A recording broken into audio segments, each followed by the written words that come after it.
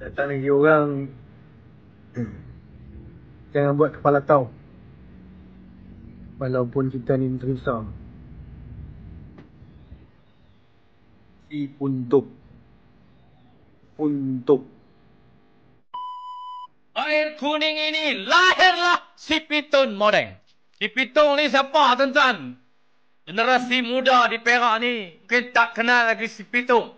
Si Pitung ni adalah budak kepada Maharaja Lela, penentang penjajahan Inggeris pada masa itu. Presiden British di negeri Perak ni nama dia J.W.W. Burke. Dan Datuk Seri Maharaja Lela ngerahkan si Pitung untuk bertekad menamatkan riwayat J.W.W. Bush. Si puntuk. Bukan si pitung. Si puntung. Puntung.